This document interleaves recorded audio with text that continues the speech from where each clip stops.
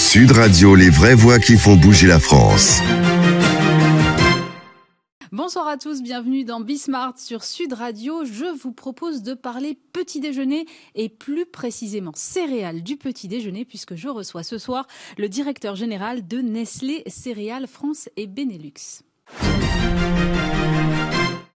De retour sur le plateau de Bismart, l'émission, je suis maintenant avec Nicolas Delteil. Bonjour. Bonjour. Vous êtes directeur général de Nestlé Céréales France et Benelux. On parle avec vous du petit-déj parce que notamment vous faites les marques Choc-à-Pic et Lion. Est-ce que ce marché a bien résisté à la crise qu'on vient de connaître selon vous ? Alors plutôt bien. C'est vrai que le confinement a changé un petit peu certaines habitudes, a remis les familles peut-être autour de la table sur certains repas, dont le petit déjeuner. Donc dans l'ensemble, les catégories du petit déjeuner ont plutôt performé, dont la catégorie des céréales petit déjeuner, tout à fait. Alors le truc c'est que ces céréales quand même, elles sont... je n'aime pas dire ça comme ça, mais assez largement associé à l'idée de la malbouffe ou en tout cas d'un manger pas très bien, pas très équilibré, avec beaucoup d'additifs. Comment vous regardez ça ? Alors en fait, ce qui est intéressant de voir, par exemple, si on reprend sur ce premier confinement, donc il y a les céréales petit déjeuner sont présentes dans 2/3 des foyers français à peu près. C'est beaucoup quand même. C'est 65% de pénétration, c'est assez important. Et elles ont à peu près 50-60 ans les céréales petit déjeuner, donc elles sont assez établies, on va dire sur le. C'est des marques fortes, tout le monde connaît Choc-à-Pic. Enfin, voilà, exactement. Et pendant ce premier confinement, il y a 1 million de nouveaux acheteurs en fait qui sont arrivés sur la catégorie. Ah ouais. Donc des acheteurs qui nous ont redécouverts ou certains nous ont découverts. Et c'est vrai que la catégorie a quand même beaucoup changé en 15 ans. Alors j'ai parlé pour moi, Nestlé Céréales, en 15 ans, on a énormément travaillé sur nos recettes. Maintenant, on arrive devant un rayon de céréales, on voit des Choc-à-Pic bio, des Lion bio, on voit la moitié du portefeuille Nestlé qui est en Nutri-Score A ou B, donc vert en Nutri-Score. On voit qu'on a lancé une gamme NAT l'année dernière, au début de l'année dernière, qui est 100% d'origine naturelle, sucrée avec des fruits. Donc, je pense qu'aussi beaucoup de clichés qu'il peut y avoir sur la catégorie sont maintenant un petit peu en train de tomber du fait du travail des marques et en particulier de ce qu'on fait de nous.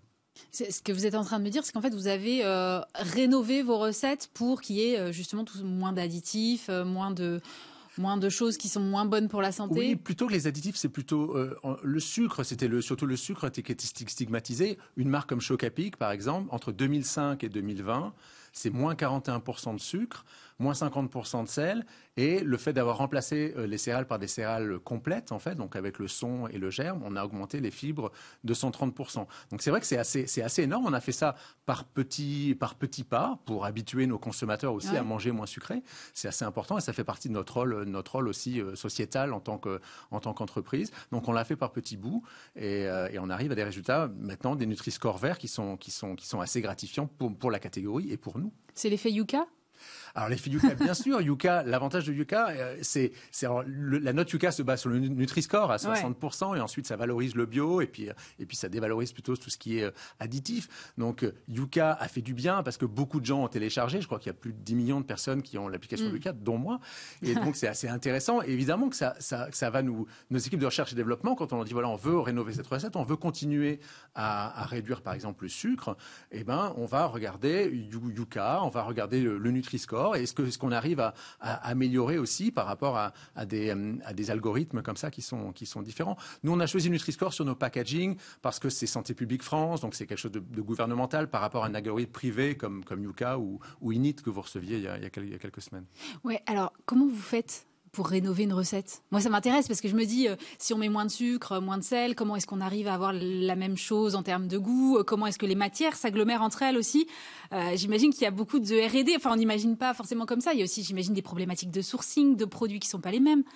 Alors, c'est une très bonne question. En effet, les équipes recherche et développement, il faut savoir que sur les 15 dernières années, entre 25% et 40% du temps de nos équipes de recherche et développement étaient sur les rénovations recettes plutôt que sur l'innovation. Donc ça, c'est déjà important en termes de ressources, parce qu'en effet, le sucre n'a pas simplement, par exemple, si on parle du sucre, mais c'est pareil pour le sel, n'a pas simplement, c'est pas simplement sur le gustatif, c'est aussi sur l'apparence du produit, sur la croustillance du produit. Donc quand on enlève du sucre et qu'on rajoute par exemple du blé complet, le blé complet a une certaine amertume, donc il faut travailler, il faut peut-être réduire un petit peu le blé, rajouter du maïs ou du riz, des farines qui sont un petit peu moins amères. Donc il y a tout un travail qui est assez assez important pour continuer à répondre aux attentes de goût des consommateurs, parce que les consommateurs veulent des produits plus sains, mais ils veulent exactement le même goût. Oui, c'est tout le problème. Exactement, mais c'est vrai que si on regarde maintenant un Choc à Pic d'il y a 15 ans et un Choc à Pic de maintenant, en effet, le niveau de sucre et de sel a vraiment plus rien à voir. C'est quasiment plus le même produit.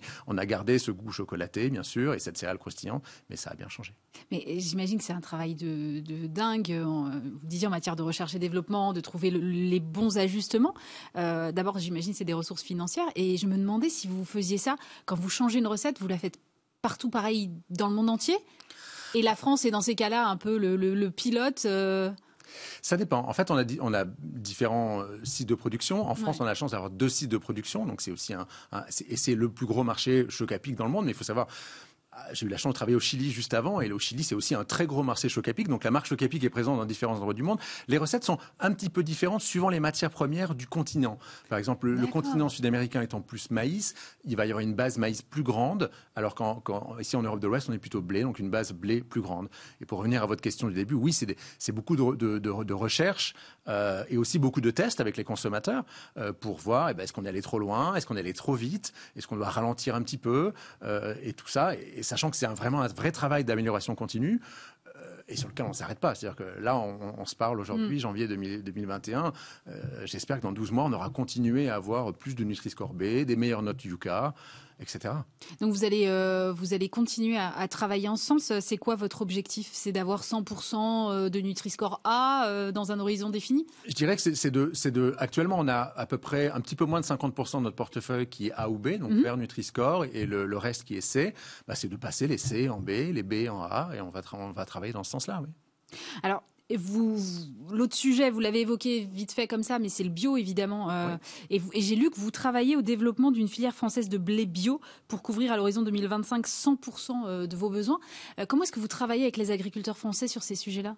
Alors, on a en effet cette filière bio sur laquelle on travaille pour recruter en fait et créer notre filière. Actuellement, le bio est produit majoritairement dans notre usine de Rumi en Haute-Savoie. Donc on se source plutôt dans le Piémont, au nord de l'Italie. Ah, d'accord. Parce qu'il faut savoir que les terres en bio sont beaucoup plus importantes en Italie, en Allemagne, par exemple, en France. Elles sont que 8% des terres françaises sont en bio. Donc c'est pour ça qu'on s'est dit... il n'y a pas assez de sourcing en France. Voilà, il faut qu'on essaie de créer notre propre filière. Donc on le transforme évidemment dans l'usine de Rumilly et puis avec notre meunier. Donc on reçoit les grains directement du Piémont. Et là, on s'est dit, voilà, on va petit à petit, dès 2021, commencer petit à petit à créer notre filière avec les coopératives partenaires. C'est un peu le travail qu'on a fait en fait sur notre blé, 100% de notre blé, on va dire hors bio, est cultivé en agriculture de conservation, donc en agroécologie. Donc l'agroécologie, on va dire classique, avec rotation des cultures, couverture végétale, plantation de haies pour préserver les sols. Et pour ça, on rémunère au-dessus du marché, on donne une prime en fait aux agriculteurs parce qu'on leur demande de faire ça sur toute l'exploitation. Et on fait ça sur nos 2 usines. Donc c'est dans des agriculteurs qui sont entre 200 et 300 km de nos usines en l'Aisne et en Haute-Savoie. Et du coup, on a cette expertise maintenant avec les coopératives de recruter des agriculteurs qui veulent aller dans cette démarche. On les rémunère au-dessus du marché, on les aide. On a un cahier des charges qui a été créé avec des parties prenantes, des ONG, l'INRA. Et puis, on travaille avec eux main dans la main. Et ça a vraiment bien fonctionné sur notre blé, on va dire classique, qui maintenant est vraiment de l'agriculture régénérative et intéressante parce que dans le futur, capteuse de carbone, enfin maintenant capteuse de carbone, et on sait que Nestlé s'est engagé sur le zéro net émission de carbone en 2050. Donc voilà, il faut qu'on accélère et en tant que produit qui est finalement proche de l'agriculture. Donc on a parlé tout à l'heure d'une céréale où il y aurait beaucoup de choses dedans, mais dans une céréale, dans l'ensemble, c'est quand même des céréales. 60% d'un paquet de Choc à Pic, c'est des grains. Donc il faut qu'on travaille en vraie relation avec l'agriculture. C'est très important pour nous. J'ai l'impression quand même que les relations entre les industriels de l'agroalimentaire et les agriculteurs ont changé là, et qu'on est dans quelque chose qui ressemble plus à une co-construction de filières, effectivement. C'est vrai pour vous, mais c'est vrai pour d'autres gros acteurs de l'agroalimentaire. Vous avez l'impression aujourd'hui qu'on n'est plus dans cette espèce de rapport de force qu'il y a pu avoir un moment? Non, le rapport des forces, il n'est pas à ce niveau-là. C'est plutôt de la vraie coopération pour faire cette transition écologique dont on a besoin. si on veut, et dont moi je suis entièrement porteur en tant qu'entreprise. On a besoin d'aller dans cette direction-là. Ça fait partie de notre responsabilité au niveau de l'environnement et aussi de sociétal. Donc il faut qu'on aille dans cette direction-là. Je dirais que le rapport de force, il est plus du côté des distributeurs. Voilà. J'ai bien compris. Vous parlez d'écologie et de responsabilité environnementale. J'ai vu aussi que vous travaillez beaucoup sur les emballages qui soient recyclés à 100%. Le vrac, vous y pensez par exemple ? Oui, on travaille sur quelques pilotes de vrac et pour aller dans cette direction-là, encore peut-être un petit peu différemment du vrac. On travaille actuellement avec Carrefour et la société Loop sur de la consigne en fait à domicile. Donc vous pouvez aller dans un Carrefour City sur Paris par exemple, ou acheter sur Carrefour sur Internet, avoir un Choc à pic bio dans un bel emballage en acier inoxydable, le consommer chez vous, le ramener au magasin ou le ramener au livreur qui va vous livrer vos courses. Il va être nettoyé, renvoyé à l'usine, on le re-remplit. Donc en fait le même packaging va servir plusieurs fois. C'est le retour de la consigne. Voilà, le retour de la consigne. Et on fait un pilote assez intéressant avec ces sociétés Loop et qui est en train qui a démarré il y a quelques mois, sur lequel on est vraiment à l'écoute de toutes ces initiatives pour réduire notre impact et être plus vertueux. Ça, c'est vraiment important pour une entreprise maintenant. Merci beaucoup, Nicolas Delteil. Je rappelle que vous êtes directeur général de Nestlé Céréales France et Benelux. Merci. Nicolas Delteil, le directeur général de Nestlé Céréales France et Benelux, était l'invité de Bismart sur Sud Radio. Passez un très bon week-end. Sud Radio, les vraies voix qui font bouger la France.